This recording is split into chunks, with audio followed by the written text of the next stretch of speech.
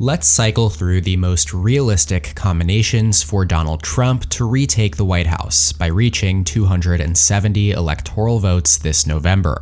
On your screen right now is the 2020 Electoral College map displaying the margin of victory for the two candidates, Biden and Trump, based on the shade of color. The darkest shades of blue or red represent victories by more than 12 percentage points for Joe Biden or Donald Trump. These are considered safe or solid states.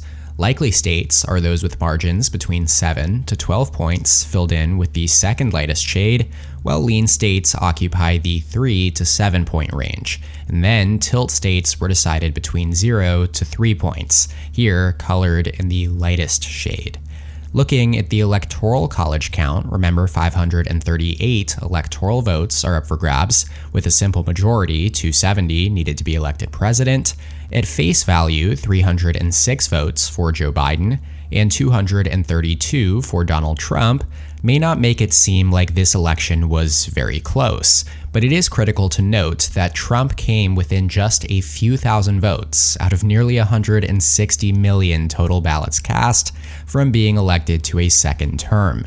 In fact, in the narrowest sense, Donald Trump lost the 2020 presidential race by a margin of just 42,918 votes. That was the combined difference across the three closest states by raw vote margin: Georgia, Arizona, and Wisconsin.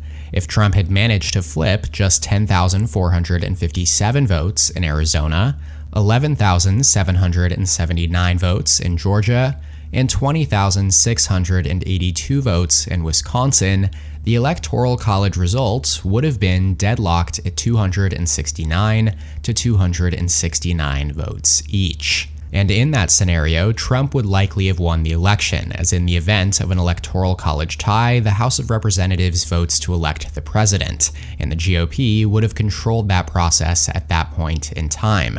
That's because each state's House delegation, as a group, gets to cast one vote for president. Each member does not get one single vote. And so at the time of that election, Republicans held a majority of House seats in a majority of states. For what it's worth, Republicans also currently hold a majority of House seats in 26 states, Democrats in 22, and 2 states, Minnesota and North Carolina, are split evenly between the parties.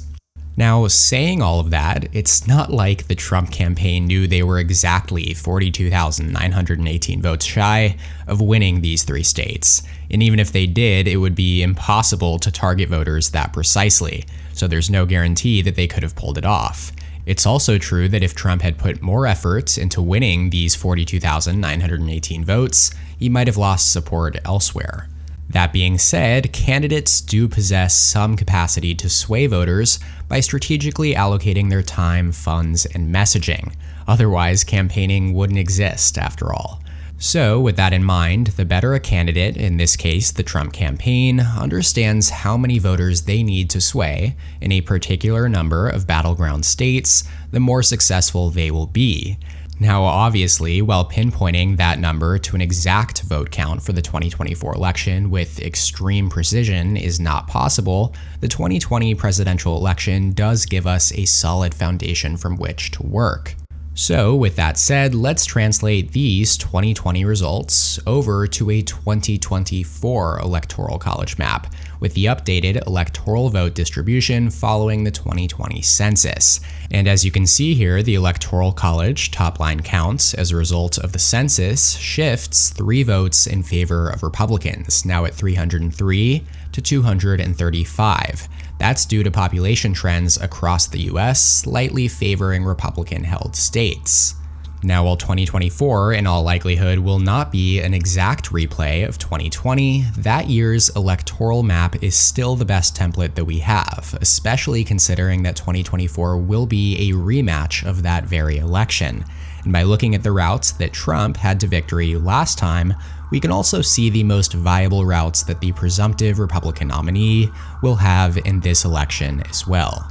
On that note, Sabato's crystal ball conducted an analysis using the 2016 election as a template, creating a unit of measurement called the cost of an electoral college vote, aka how many voters a candidate would have needed to net per electoral college vote to win in a state. That cost is calculated by dividing a state's raw vote margin by its number of electoral votes. So therefore, the cheapest electoral votes, so to speak, will come from states with tight vote margins and lots of electoral votes. Using this framework, we can explore the different paths the 2024 Trump campaign can follow to build on his unsuccessful 2020 coalition, and thereby take back the White House. The 6 routes that we will explore in this video are not the only ways that Republicans could win the election, but they are by far the most realistic, according to the raw number of votes Trump would need to flip, as well as the average cost per electoral vote. Before we begin, because Trump will likely come away with the presidency in the case of an electoral college tie, given the House delegation breakdown I mentioned earlier, the magic number that the Republican nominee will need to hit in this video is actually just 269, not the typical 270. Now, what better route to start with than the 3 closest states in 2020 that we discussed at the beginning of this video: Wisconsin, Georgia, and Arizona.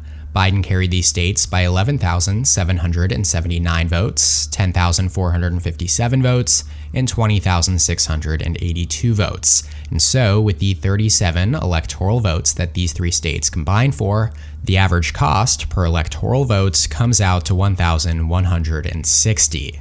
This makes this route Trump's easiest route to victory, statistically speaking. It's the path with the smallest raw vote margin and the cheapest cost per electoral votes.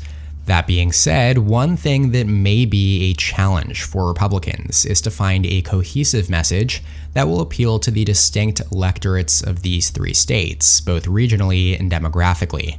These states are all quite different, and finding a message that can win over crucial voters in all of them may be a challenge. Wisconsin, for example, in the Rust Belt, is among the whitest and most rural battleground states, and it ranks below the national average in proportion of residents with a college degree, while Arizona and Georgia in the Sun Belt both rank in the top 10 most racially diverse states and are more densely populated. Based on my own analysis that I conducted for my 2024 forecast, which you can check out for yourself at electionpredictionsofficial.com, Wisconsin ranks as the 21st most favorable state for Republicans, demographically speaking, while Arizona ranks 27th and Georgia 38th. Meanwhile, Wisconsin has trended 6.8 points more Republican compared to the rest of the country since 2012, while Arizona and Georgia have shifted 8.9 and 7.6 points towards the left, the 3rd and 5th strongest pro-Dem shifts, respectively. The second pathway for Trump and Republicans is through just Pennsylvania and Georgia. Biden carried these 2 states by 82,166 votes and 11,779 votes, respectively, for a combined total of 92,334. With a combined 35 electoral votes between them, the average cost per electoral vote comes out to 2,638. That is, of course, noticeably higher than the first option, but keep in mind that out of all of the states that are considered to be true battlegrounds in 2024, Pennsylvania does come with the largest reward, 19 electoral votes, now that Florida has been taken off the map for Democrats. This means that if Trump can flip the Keystone State back into his column like in 2016, he would unlock a whole bunch of new and far easier routes to 269 for the Republican Party. This path is one of 4 options, including Pennsylvania, that we will explore. Saying that, I do recognize that given the fact that Pennsylvania and Wisconsin have voted for the same candidate in every election since 1988, and Pennsylvania has generally voted for Democrats by slightly wider margins than Wisconsin, it might seem like if Trump does flip Pennsylvania, that would mean that by default he would also win Wisconsin. But I don't think that that's a foregone conclusion. These 2 states will likely vote very similarly once again, but because they are so competitive, any combination of small factors such as minor shifts in voter turnout, subtle differences in economic conditions, the impact of third-party candidates, or even something as trivial like the weather on election day could tip the balance in favor of one candidate in one state and another in the other. We're talking very, very narrow margins in relatively large states here. So with that in mind, going back to Pennsylvania and Georgia, this example, narrow victories in just these two states alone would launch Trump all the way up to 270 electoral votes exactly. It's the only combination of two battleground picks, other than Pennsylvania and Michigan, that would get Trump elected, with Michigan being significantly less favorable for the GOP than Georgia is. The third path now, though, is almost identical to the first path, but it substitutes Georgia with Pennsylvania, giving Trump and Republicans pickups in Arizona, Wisconsin, and Pennsylvania. These states' 2020 margins combine for a total of 113,305, with Pennsylvania's 82,000 vote difference favoring Biden, significantly increasing the cost of electoral votes compared to the first path. With 40 electoral votes combined, the cost per electoral vote comes out to $2,792. Not that much higher than the previous option, but still significantly larger than the first. An important thing, though, about this option to note is that it does show a realistic way to 269 for Trump that does not go through Georgia. That is important because Georgia has been on a steep slide towards Democrats in recent years, moving faster away from the GOP than most other battleground states. Trump has consistently pulled ahead of Biden thus far, leading him by 5 points according to the DDHQ/The Hill polling average, based on 25 polls. But polling has been pretty all over the place this cycle, and recent trends still do matter. The Atlanta suburbs that propelled Biden to victory in 2020 are still growing and diversifying, and we are talking about a state that backed Mitt Romney over Barack Obama by 8 points just 3 elections ago, and that was a D+4 national environment. Democrats have also won 3 straight U.S. Senate races in Georgia. Moving on to the fourth possibility now, we could replace Wisconsin with Nevada, which Biden won by 33,596 votes in 2020, resulting in this combination's cost per electoral vote coming out to $3,461. Again, at face value, this scenario may be harder to imagine, considering the 2020 margin in Nevada, and the fact that it only has 6 electoral votes. But unlike Georgia and Arizona, it has been trending rightward relative to the nation in recent years. The GOP flipped the governor's office in 2022 and came within a point of unseating a relatively popular Democratic incumbent senator. Trump has also been polling really well here all cycle. He currently leads Biden by 3.9% based on 22 polls, a lead he has held since last October. So it's not hard to imagine it flipping to the GOP, while other states that were closer in 2020 do not. Penultimately, it's also worth looking into options that don't include either Arizona or Georgia. As I briefly mentioned earlier, they have had the 3rd and 5th strongest pro-democratic shifts of any state over the last decade. And so this 5th path for Donald Trump would drop the Grand Canyon state in favor of Wisconsin, and result in an electoral vote cost of $3,852. And then finally, let's take a look at a bit more of a wildcard option that returns a very nice cost of investment in electoral votes with 2,225. I think one of the most concerning aspects for Republicans in 2024 is that if Trump loses the 3 Rust Belt states of Wisconsin, Michigan, and Pennsylvania, they will almost have no realistic path to 269. This scenario, though, would give them a path to 269 votes by sweeping the Sun Belt states of Nevada, Arizona, and Georgia, and then supplementing that with a victory in Nebraska's 2nd congressional district, which under 2024's congressional lines would have gone to Biden by less than 20,000 votes in the 2020 election. Nebraska, along with Maine, are the only 2 states that allocate their electoral votes by congressional district, and while its 2nd district has trended Democratic in recent years, it is represented by a Republican House member, showing that GOP victory here is far from outlandish. And interestingly, other than the route of Arizona, Georgia, and Wisconsin, this is the cheapest way to victory for the GOP. both in terms of total votes that it would need to flip and the cost per electoral votes. If this happened, the electoral vote would be tied at 269 to 269, a situation that would probably end with a Trump presidency. This is the only realistic path for Republicans to win the presidency without flipping any of the Rust Belt trio. Now, there are, of course, other scenarios that we did not cover.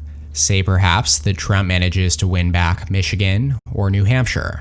If that were the case, though, the Republican nominee would already very likely be well past 269 electoral votes.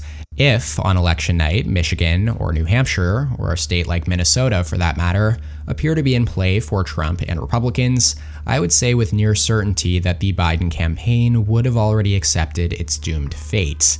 So instead of Trump spending his campaign's resources on states with a relatively strong degree of lean towards Biden, like Minnesota and New Hampshire, he will likely focus his campaign's efforts and resources on the pathways that we have outlined.